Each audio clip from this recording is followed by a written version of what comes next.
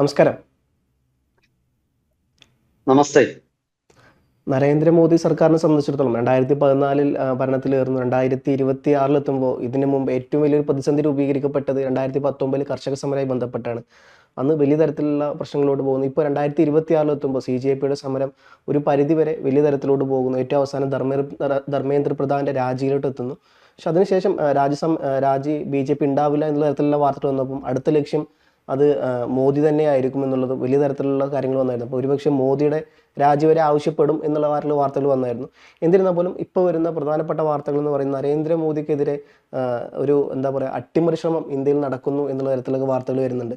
അപ്പം ഇതിന് പിന്നിൽ കാര്യങ്ങൾ പറയുന്നുണ്ട്. പ്രധാനപ്പെട്ട ഒരു കാരണം പറയുന്നത് ഈ പറഞ്ഞ പോലെ നീറ്റ് പരീക്ഷയിൽ ബന്ധപ്പെട്ട ചോദ്യപേപ്പർ ചോർച്ചയുമായി ബന്ധപ്പെട്ട കാര്യത്തിൽ കോടതിയിൽ ഹാജരാവേണ്ട സർക്കാരിൻ്റെ അഭിഭാഷകൻ ഹാജരായില്ല എന്നുള്ള തരത്തിലൊക്കെയാണ്. അപ്പം ഇതിന് പിന്നിൽ മറ്റെന്തെങ്കിലും കാര്യങ്ങൾ നമ്മൾ കൂട്ടിവെച്ച് ആലോചിക്കേണ്ടതുണ്ട്. അതല്ല ഇത് വെറും ഒരു അട്ടിമറിശ്രമത്തിൻ്റെ അപ്പുറം ചെറിയ തരത്തിലുള്ള എന്തെങ്കിലും മിസ്റ്റേക്കോ അല്ലെങ്കിൽ ക്ലറിക്കൽ അങ്ങനത്തെയുള്ള എന്തെങ്കിലും കാര്യങ്ങളാണ്. യഥാർത്ഥത്തിൽ എന്താണ് ഇതിൻ്റെ ഒരു സത്യാവസ്ഥ? നരേന്ദ്രമോദിക്കെതിരെ അട്ടിമറി ശ്രമം നടക്കുന്നു, അദ്ദേഹത്തെ പ്രധാനമന്ത്രി സ്ഥാനത്തു നിന്നും മാറ്റാനുള്ള ശ്രമം നടക്കുന്നു എന്നുള്ള വാർത്തകൾ കഴിഞ്ഞ കുറച്ചു മാസങ്ങളായിട്ട് പതുക്കെ പല മാധ്യമങ്ങളിലും, പ്രത്യേകിച്ച് ഹിന്ദി മാധ്യമങ്ങളിൽ ഇടയ്ക്ക് വരുന്നുണ്ടായിരുന്നു. അപ്പോ അതൊരു ഗൂഢാലോചന സിദ്ധാന്തമായിട്ട് വേണമെങ്കിൽ നമുക്ക് തള്ളിക്കളയാം. കാരണം അതിനൊരു ഇല്ല. പക്ഷേ ഇപ്പോഴ് ഈ കോക്രോച്ച് ജനതാ പാർട്ടിയുടെ സമരം, അതിനുശേഷം വിദ്യാഭ്യാസ മന്ത്രിയായിരുന്ന ധർമ്മേന്ദ്ര പ്രധാന്റെ രാജി, ഈ രാജിക്ക് ശേഷവും ഉണ്ടാകുന്ന ഇതുമായിട്ട് ബന്ധപ്പെട്ട ചില സംഭവ വികാസങ്ങൾ തീർച്ചയായിട്ടും അങ്ങനെ അതായത് മോദിയെ അട്ടിമറിക്കാൻ ഒരു ശ്രമം നടക്കുന്നുണ്ട് എന്നുള്ള വാർത്തകൾക്ക് ഒരു പരിധിവരെയെങ്കിലും സാധൂകരണം നൽകുന്നുണ്ട്. അപ്പൊ രണ്ട് സംഭവങ്ങളാണ് ഞാൻ ഈ ഒരു സംശയത്തിന്റെ അടിസ്ഥാനമാക്കുന്നത്. ഒന്നാമത്തെ സംഭവം, വീഡിയോ ജൂലൈ 23 ഫേസ്ബുക്കിൽ പോസ്റ്റ് ചെയ്തതാണ്. ആ സെൽഫിയുടെ രീതിയിലുള്ള ഒരു വീഡിയോ, 3 മിനിറ്റുള്ള വീഡിയോ ആണെന്ന് തോന്നുന്നു. അത് പിന്നീട് നീക്കം ചെയ്തു മെറ്റ. കുറച്ച് സമയത്തേക്ക് നീക്കം ചെയ്ത് പിന്നീട് അത് റീഇൻസ്റ്റേറ്റ് ചെയ്തു, അതായത് വീണ്ടും തിരികെ സ്ഥാപിച്ചു. അങ്ങനെ തിരികെ സ്ഥാപിക്കുമ്പോൾ അത് നീക്കം ചെയ്യാനുള്ള കാരണത്തെക്കുറിച്ച് പറഞ്ഞു. ആ കാരണത്തിൽ പറയുന്നത് ചില ലോക്കൽ ലീഗൽ റിക്വയർമെന്റുകളാണ് അവരെ അതിന് പ്രേരിപ്പിച്ചതെന്നാണ്. അത് നിയമപരമായ ചില ബാധ്യതകൾ, നമുക്ക് അതിലേക്ക് കടക്കാം, അത് ഞാൻ പ്രാഥമികമായിട്ട് പറയുകയാണ്. അപ്പൊ അങ്ങനെ ഒരു നിയമപരമായിട്ടുള്ള ഒരു ബാധ്യതയാണ് അവരെ അതിന് പ്രേരിപ്പിച്ചതെന്ന് ഉള്ള ഒരു വിശദീകരണം അവർ നൽകി. പിന്നീട് അവരതിന് ഒരു അപ്പോളജിയൊക്കെ കൊടുത്തു, ഒരു ക്ഷമാപണം നടത്തി. ക്ഷമാപണത്തിന് ശേഷം അവർ ആ വീഡിയോ പുനഃസ്ഥാപിക്കുകയും ചെയ്തു. പക്ഷെ അത് ഉണ്ടാക്കിയിട്ടുള്ള ഒരു പ്രത്യാഘാതം ഒട്ടും മാറിയിട്ടില്ല. കേന്ദ്ര ഗവൺമെന്റ് മെറ്റയുടെയും അതുപോലെ ഫേസ്ബുക്കിന്റെയും ഗ്ലോബൽ ഹെഡുകളെ, ആഗോള തലവന്മാരെ നോട്ടീസ് അയച്ചിട്ടുണ്ട്. അവരെ വിളിച്ചു വരുത്തുന്നുണ്ട്. അവർ വരുമോ എന്നുള്ളത് എനിക്ക് അറിഞ്ഞുകൂടാ. എന്തായാലും ശരി, അവർക്ക് നോട്ടീസ് പോയിട്ടുണ്ട്. അത് ഒരു വിഷയം. അതിലേക്ക് നമുക്ക് കുറച്ചുകൂടെ ഒന്ന് വിശദമായിട്ട് പോകുന്നതിന് മുമ്പ് മറ്റൊരു സംഭവ വികാസവും കൂടി നമ്മുടെ പ്രേക്ഷകരുടെ ശ്രദ്ധയിൽപ്പെടുത്താം. അത് നീറ്റ് പരീക്ഷാ ലീക്കുമായിട്ട് ബന്ധപ്പെട്ട് കേന്ദ്ര സർക്കാർ ഇപ്പോൾ ഒരു അതിവേഗ കോടതി സ്ഥാപിച്ചിട്ടുണ്ട്. അതിന്റെ പ്രവർത്തനം ഈ തിങ്കളാഴ്ച തുടങ്ങി.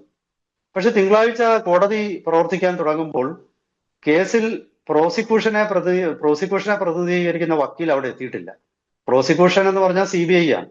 അപ്പൊ ഈ കോടതിയിൽ CBI വക്കീൽ എത്താത്ത കാരണം കേസ് അഡ്ജേൺ ചെയ്ത് മാറ്റിവെച്ചു. ഓഗസ്റ്റ് 6 അടുത്ത ഹിയറിംഗ് ഇനിയിപ്പോ ഓഗസ്റ്റ് 6 ഇത്രയും പ്രധാനപ്പെട്ട ഒരു കേസ്, ഇങ്ങനെ ഒരു അതിപ്രധാനപ്പെട്ട വിഷയത്തിൽ സർക്കാർ ഒരു പ്രത്യേക കോടതി രൂപീകരിക്കും. ആ പ്രത്യേക കോടതിയിൽ സർക്കാരിനെ പ്രതിനിധീകരിക്കുന്ന പ്രോസിക്യൂട്ടർ ഹിയറിംഗിന്റെ ആദ്യ ദിവസം തന്നെ എത്തിയില്ല എന്നത് അതൊരു ഞെട്ടിപ്പിക്കുന്ന സംഭവമാണ്. സർക്കാർ സംവിധാനം എന്ന് പറയുന്നത് ഇത്രയേ ഉള്ളൂ.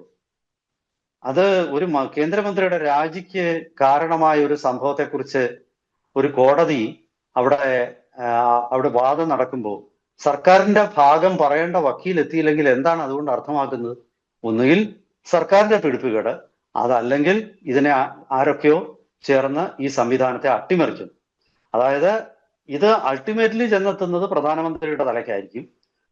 അപ്പോ ഇതിൽ BJPയുടെ IT സെല്ല്, അതുപോലെ പാർട്ടിയുടെ ഇൻഫർമേഷൻ ആൻഡ് ടെക്നോളജി സെല്ല്, അതുപോലെ തന്നെ കേന്ദ്ര നിയമ മന്ത്രാലയം, ഇവരൊക്കെ തന്നെ ഈ ഒരു വിഷയത്തിൽ ഒരുപാട് വിശദീകരണം, മറുപടി പറയേണ്ടതുണ്ട്.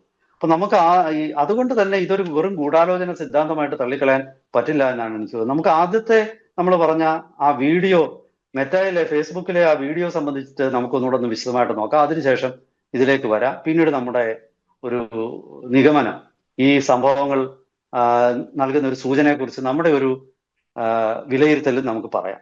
അതായത് ഫേസ്ബുക്കില് ഞാൻ ആദ്യം സൂചിപ്പിച്ച പോലെ ജൂലൈ 23-ന് പ്രധാനമന്ത്രി രാജ്യത്തെ യുവാക്കളെ അഭിസംബോധന ചെയ്തുകൊണ്ട് ഒരു വീഡിയോ പോസ്റ്റ് ചെയ്യുന്നു. ആ വീഡിയോ പോസ്റ്റ് ചെയ്തിട്ട് അത് 3 മിനിറ്റ് വീഡിയോ ആണ്. പിന്നെ സർക്കാർ ഏതൊക്കെ നടപടികളാണ് ഈ വിഷയത്തിൽ, അതായത് നീറ്റ് ചോദ്യ പേപ്പർ ചോർച്ചയിൽ എടുത്തിട്ടുള്ളതെന്ന് വിശദീകരിക്കുന്ന ഒരു വീഡിയോ ആയിരുന്നു. ഏതാണ്ട് വളരെ കുറഞ്ഞ സമയം കൊണ്ട് 303 മില്യൺ വ്യൂസ് ഉണ്ടാക്കിയെന്നാണ് പറയുന്നത്. അതായത് 30 കോടിയിലധികം ആൾക്കാര് വളരെ കുറഞ്ഞ സമയം കൊണ്ട് തന്നെ കണ്ടു. പ്രധാനമന്ത്രി നരേന്ദ്രമോദിയുടെ തന്നെ ഒരു മുൻ വീഡിയോ 300 മില്യൺ എന്നിട്ട റെക്കോർഡ് അത് മറികടന്നു. പക്ഷേ ഇത് പെട്ടെന്ന് അത് ഫേസ്ബുക്ക് പിൻവലിക്കുന്നു. എന്തുകൊണ്ട് പിൻവലിച്ചു? ആ സമയത്ത് അവിടെ കണ്ട സന്ദേശം, the content was removed in error and has since been restored എന്നൊരു സന്ദേശം പിന്നീട് വന്നു. അപ്പോ എന്താണ് അതിലെ എറർ എന്നുള്ളൊരു ചോദ്യമുണ്ട്. Content has been removed in error എന്ന് പറയുമ്പോൾ what was the error that happened എന്നൊരു ചോദ്യമുണ്ട്. അതിന് പിന്നീട് അവരൊരു വിശദീകരണം കൊടുത്തു. We complaint with a legal request to restrict this content. അങ്ങനെ ലീഗൽ റിക്വസ്റ്റ് ആര് കൊടുത്തതാണ്? അവർ സ്വയം എത്തിച്ചേർന്ന ഒരു നിഗമനമാണോ? അതൊരു ചോദ്യം. അതായത് ഒരു ലീഗൽ നിയമപരമായ ഒരു അപേക്ഷയെ തുടർന്ന് ഞങ്ങൾ ഇത് മാറ്റിയെന്നാണ് ഫേസ്ബുക്ക് അതിന്റെ കാരണമായിട്ട് പറഞ്ഞത്. പിന്നെ അവരെങ്ങനെ ആ ഒരു തീരുമാനത്തിൽ എത്തി എന്നുള്ളതിനും അവരൊരു വിശദീകരണം കൊടുത്തിട്ടുണ്ട്. How we made the decision, action taken on local legal requirement. അപ്പൊ ഈ ലോക്കൽ ലീഗൽ റിക്വയർമെന്റ് എന്ന് പറഞ്ഞ ഇന്ത്യയിലെ നിയമപരമായിട്ടുള്ള ഒരു ആവശ്യമാണ്. അതങ്ങനെയാണെങ്കിൽ എന്തുകൊണ്ടാണ് പിന്നെ ഏതെങ്കിലും ഒരു കോടതിയോ അല്ലെങ്കിൽ ഏതെങ്കിലും ഒരു നിയമ സംവിധാനമോ അല്ലെങ്കിൽ ഏതെങ്കിലും ഒരു നിയമത്തെ ഉദ്ധരിച്ചുകൊണ്ട് ആരെങ്കിലും ഒരു നോട്ടീസ് അയച്ചിരുന്നു? അങ്ങനെയെങ്കിൽ ഇത് പോസ്റ്റ് ചെയ്ത BJP IT സെല്ലാണല്ലോ, അവർക്ക് ഒരു മുന്നറിയിപ്പ് മെറ്റ കൊടുത്തിരിക്കാനിടയുണ്ടല്ലോ. ആ മുന്നറിയിപ്പിന് BJP IT സെൽ എന്ത് മറുപടിയാണ് കൊടുത്തത്? ഇവിടെ ഇത് ഒരുപാട് പിന്നെ ചോദ്യങ്ങൾ ഉയർത്തുന്നുണ്ട്. നമുക്കിതിന്റെ പൂർണ്ണമായിട്ടൊന്നും, കാരണം ഇതിന്റെ പൂർണ്ണ വിവരം മെറ്റയും പുറത്തു പറയത്തില്ല, സർക്കാരും പുറത്തു പറയത്തില്ല. ഇത് വേറെ ചില ഊഹാപോഹങ്ങള് അമേരിക്കയിൽ നിന്നുള്ള ചില ചാനലുകളൊക്കെ പറഞ്ഞിട്ടുണ്ട്. അതൊക്കെ ചില പിന്നെ പോഡ്കാസ്റ്റുകളിലും ഒക്കെ വന്നിട്ടുണ്ട്. പത്രപ്രവർത്തകരുടെ തന്നെ പോഡ്കാസ്റ്റ്, BJPയുടെ അനുകൂലിക്കുന്ന പോഡ്കാസ്റ്റുകൾ. അതിലൊക്കെ തന്നെ ഇതിൽ ചില നിഗമനങ്ങൾ എത്തുന്നത് ഈ വീഡിയോ ഒരു ഡീപ്പ് ഫേക്ക് എന്ന കാറ്റഗറി പെടുന്ന വീഡിയോ ആയിട്ട് ഫേസ്ബുക്കിന്റെ ആൽഗരിതം എന്തുകൊണ്ടോ അത് അങ്ങനെ കണ്ടെത്തി. അതൊരു തെറ്റായ നിഗമനമായിരുന്നു, ആൽഗരിതത്തിന്റെ സോഫ്റ്റ്വെയറിന്റെ തെറ്റായിരുന്നു. ആ തെറ്റുകൊണ്ടാണ് ഇത് സംഭവിച്ചത് എന്നൊക്കെയാണ് ചില വിശദീകരണങ്ങൾ വരുന്നത്. അപ്പോ എന്ത് ആണ് ഇതിന്റെ യഥാർത്ഥത്തിൽ പിന്നെ? അപ്പോ അവിടെ ഒരു ചോദ്യം വരുന്നു, ഈ വീഡിയോ നീക്കം ചെയ്തതിൽ അമേരിക്കൻ സർക്കാരിനോ അല്ലെങ്കിൽ ഏതെങ്കിലും വിദേശ ശക്തികൾക്കോ പങ്കുണ്ടോ? ലോക്കൽ റിക്വയർമെന്റ് എന്ന് പറയുമ്പോൾ ഇന്ത്യയുടെ ആയിരിക്കത്തില്ല, ചിലപ്പോൾ അമേരിക്കയുടെ ലീഗൽ റിക്വയർമെന്റ് ആണോ മെറ്റ ഉദ്ദേശിച്ചത്? ചോദ്യങ്ങൾ ഇത് ഉയർത്തുന്നുണ്ട്. എന്തായാലും ശരി, ഇത് സംബന്ധിച്ച വിശദീകരണം നമുക്ക് ഇനി ആവശ്യമുണ്ട്.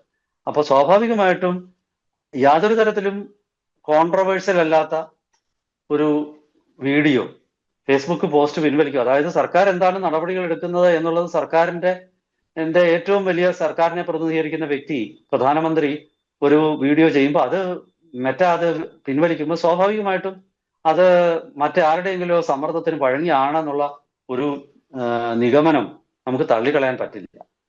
അപ്പോൾ സ്വാഭാവികമായിട്ടും ഇതിൽ മറ്റാരോ ഇടപെട്ടത് വിദേശ ശക്തിയാണോ? മെറ്റ ആയതുകൊണ്ട് അമേരിക്കൻ സർക്കാരിന്റെ തന്നെ ചില പിന്നെ മോദിയെ ഒന്ന് മര്യാദ പഠിപ്പിക്കാൻ വേണ്ടി ചെയ്തതാണോ? ഞങ്ങൾ വിചാരിച്ചാൽ തന്റെ വീഡിയോ ഒരുപാട് ഓടും, പക്ഷെ ഞങ്ങൾ വിചാരിച്ചാൽ നിങ്ങളെ നിയന്ത്രിക്കാൻ പറ്റും, ഞങ്ങൾ വിചാരിച്ചാൽ നിങ്ങളുടെ എല്ലാ പ്രചരണങ്ങളെയും തടയാൻ പറ്റും എന്നുള്ള ഒരു മുന്നറിയിപ്പ് അമേരിക്ക കൊടുത്തതാണോ എന്നൊരു ചോദ്യം അവിടെ ഉദിക്കുന്നു. എന്തായാലും ശരി, നമുക്ക് അതിനെക്കുറിച്ച് സർക്കാരിന്റെ വിശദീകരണങ്ങൾക്ക് കാത്തിരിക്കാം. അടുത്തത് ഈ കുറച്ചുകൂടി ഇന്ത്യയിൽ തന്നെ നടന്ന ഒരു വിഷയമാണ്. അത് കുറച്ചുകൂടി ഒരു ഗൗരവമുള്ളതാണെന്നാണ് എനിക്ക് തോന്നുന്നത്.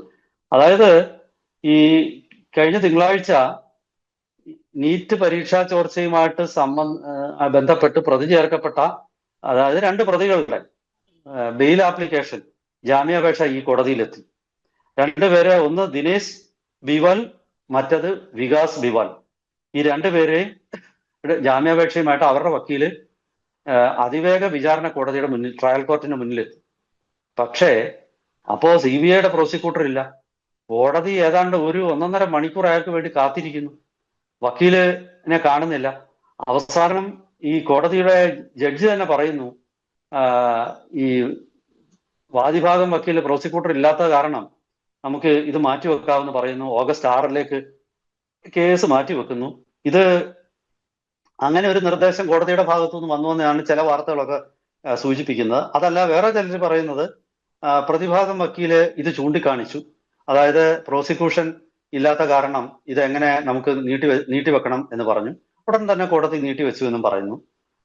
വാർത്തകളുടെ അടിസ്ഥാനത്തിലാണ് ഞാൻ ഇതൊക്കെ പറയുന്നത്. അപ്പോ ഇങ്ങനെയുള്ള ചില എന്തായാലും ശരി, ഒരു കാര്യം ഉറപ്പാണ്, CBI പ്രോസിക്യൂട്ടർ എത്തിയില്ല. CBI പ്രോസിക്യൂട്ടർമാർ ഇതിനപ്പുറം ചെയ്യുമെന്നുള്ളത് നമുക്കറിയാം. കാരണം പിണറായി വിജയന്റെ കേസ് ലോക റെക്കോർഡാണ്. CBI പ്രോസിക്യൂട്ടറാണ് 38, ഈ ലാവ്ലിൻ കേസിൽ 40 42 തവണ എങ്ങാണ്ട് മാറ്റി വെച്ചിരിക്കുകയാണ്. ലോക ചരിത്രത്തിൽ തന്നെ റെക്കോർഡാണ്. അപ്പൊ ഇതൊക്കെ എന്താണ് കാണിക്കുന്നത്? ഇനി അതാണ് നമ്മുടെ ആ ഒരു കൺക്ലൂഷനിലേക്ക് എത്താം നമുക്ക്. ഇതൊക്കെ എന്താണ് കാണിക്കുന്നത്? സർക്കാരിന് സ്വന്തം സംവിധാനങ്ങളുടെ മേൽ പിടിപ്പില്ലേ, നിയന്ത്രണമില്ലേ? അതോ പ്രധാനമന്ത്രിയെ അട്ടിമറിക്കാൻ ആരെങ്കിലും ശ്രമിക്കുന്നുണ്ടോ? ഇതൊക്കെ മുൻകൂട്ടി കണ്ട് തടയാനുള്ള ഒരു സംവിധാനവും ഒരു ടീമും ഇദ്ദേഹത്തിന് ഇല്ലേ? അപ്പം പിന്നെ ഇത് അദ്ദേഹത്തിന്റെ തന്നെ കാര്യക്ഷമതയ്ക്ക് നേരെ ഇതൊരു ചോദ്യം ഉന്നയിക്കും. കാരണം ഉന്നത സ്ഥാനങ്ങളിൽ ഇരിക്കുന്ന വ്യക്തികൾക്ക് നേരെ എപ്പോഴും അട്ടിമറി ശ്രമങ്ങളും അവരെ സ്ഥാനത്തു നിന്ന് നീക്കം ചെയ്യാനും ഒക്കെയുള്ള പല ശ്രമങ്ങളും നടക്കും. അങ്ങനെ നടക്കുമ്പോൾ അതിന് പ്രിയംറ്റീവ് ആക്ഷൻ എടുക്കണം. അതായത് ഈ ഓടുന്ന പട്ടിക്ക് ഒരു മുഴം മുമ്പേ നീട്ടി എറിയണമെന്നാണ് പ്രമാണം. വരാനിരിക്കുന്ന ബുദ്ധിമുട്ടുകളെ തടയേണ്ടത് അദ്ദേഹത്തിന്റെ തന്നെ ചുമതലയാണ്. അപ്പൊ അദ്ദേഹത്തിന് അവിടെ വീഴ്ച പറ്റി, അല്ലെ അദ്ദേഹത്തിന് ചുറ്റുമുള്ള സംവിധാനം വീഴ്ച പറ്റി. ആ സംവിധാനത്തിൽ ആരെങ്കിലും ഇൻഫിൽട്രേറ്റ് ചെയ്തതാണോ? സംവിധാനത്തിൽ ആരാണ് ഇൻഫിൽട്രേറ്റ് ചെയ്തത്? അതിനെതിരെ എന്ത് നടപടിയാണ് എടുക്കുന്നത്? വരും ദിവസങ്ങളിൽ ഇത്തരം തെറ്റുകൾ ആവർത്തിക്കപ്പെടുമോ? വരും ദിവസങ്ങളിൽ സർക്കാർ കൂടുതൽ പ്രതിസന്ധിയിലേക്ക് പോകുമോ? അതോ ഇതിനെയൊക്കെ അതിജീവിച്ച് മോദി വീണ്ടും അടുത്ത പ്രധാനമന്ത്രിയായിട്ട് തുടരുമോ? ഒരുപാട് ചോദ്യങ്ങൾ ഇപ്പോൾ വരുന്നുണ്ട്. പക്ഷെ അപ്രതിരോധ്യനായ, ചോദ്യം ചെയ്യപ്പെടാനാവാത്ത ഒരു നേതൃത്വത്തിൽ നിന്നും അദ്ദേഹത്തിന്റെ വ്യക്തിത്വം താഴേക്ക് വന്നിരിക്കുന്നു എന്നുള്ളൊരു സൂചനയാണ് ഈ വിവാദങ്ങളൊക്കെ നൽകുന്നതെന്നാണ് എനിക്ക് പറയാനുള്ളത്. എന്തായാലും ശരി, സർക്കാരിന്റെ വിശദീകരണങ്ങളും വരും ദിവസങ്ങളിലെ നടപടികളും കോടതിയുടെ നടപടിക്രമങ്ങളും CBIയുടെ പ്രോസിക്യൂഷന്റെ ജാഗരൂകത എത്രത്തോളം ഉണ്ടെന്നുള്ള സൂചനകളും അതുപോലെ ട്രയൽ സംബന്ധിച്ച റിപ്പോർട്ടുകളുടെയും ഒക്കെ അടിസ്ഥാനത്തിൽ വീണ്ടും നമുക്ക് ഈ വിഷയമായിട്ട് പ്രേക്ഷകരുടെ മുന്നിലെത്താം. ഒരിക്കൽ കൂടി എല്ലാവർക്കും നമസ്കാരം.